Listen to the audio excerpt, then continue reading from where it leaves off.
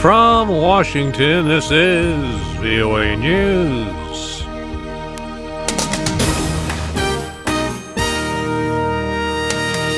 Relief on the way to Philippine typhoon survivors. General strike hits Libya's capital over militia violence.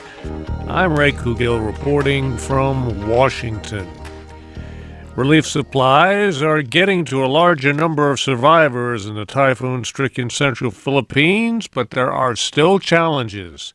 Simone Orendain reports from Manila. Aid workers say there are visible signs that food and water are getting to people in need in the hardest-hit parts of the central provinces.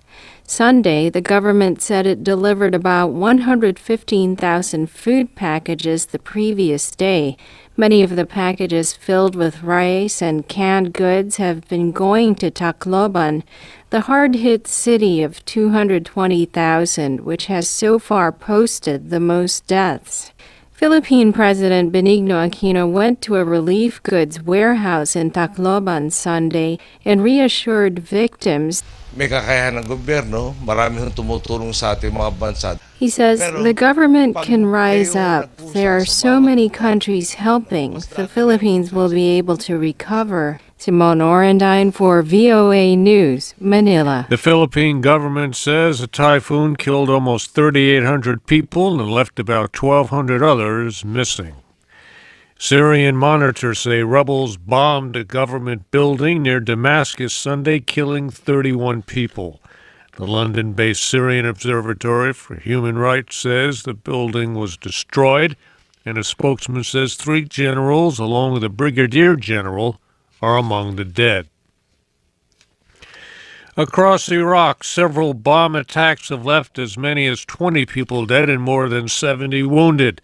The deadliest occurring Sunday struck in Baghdad, where a wave of evening bombings targeted civilians in Sunni and Shiite neighborhoods of the capital.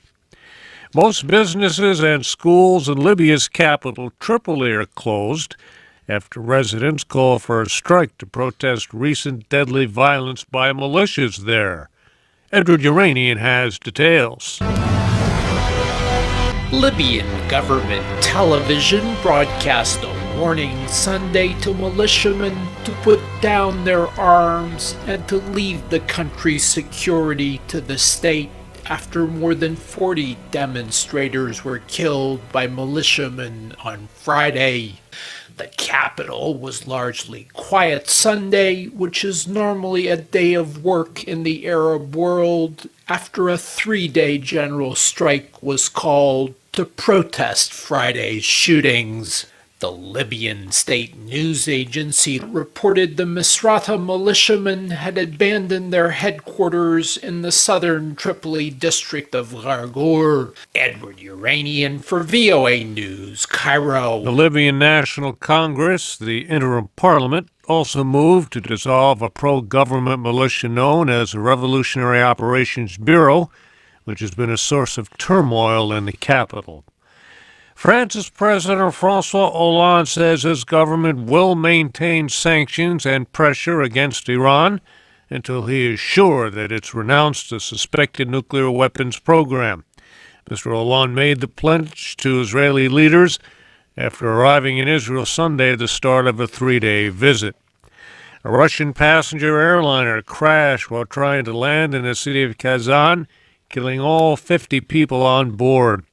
Russia's emergencies ministry says the Tatarstan Airlines flight from Moscow was making a second try to land Sunday and exploded when it hit the runway, killing 44 passengers and 6 crew members. There are still no indications of what may have caused the Boeing 737 to crash in Kazan, 720 kilometers east of Moscow. Pakistan's government will be putting former military ruler Pervez Musharraf on trial for treason, which is punishable by death or life imprisonment. The charges stem from November 2007, when the former president suspended the Constitution and imposed a state of emergency in an attempt to prolong his rule. Ayaz Gul has more. The move had effectively suspended and detained senior judges, including the Chief Justice of the Supreme Court, although they were restored months later after Musharraf stepped down from power. Interior Minister Nisar Ali Khan told reporters in Islamabad that on the instruction of the Supreme Court, a special commission investigated actions of the former military ruler, and its findings have prompted the government to launch the legal process. He cited Article 6 of the country's constitution that empowers the federal government alone to try anyone for subverting the fundamental law. Ayaz Gul for VOA News, Islamabad. Nobel Prize-winning British author Doris Lessing has died at the age of 94 in London. Lessing became the oldest winner of the Nobel Prize in 2007, just short of her 88th birthday. I'm Ray Kouguell, VOA News. More on our website at voanews.com.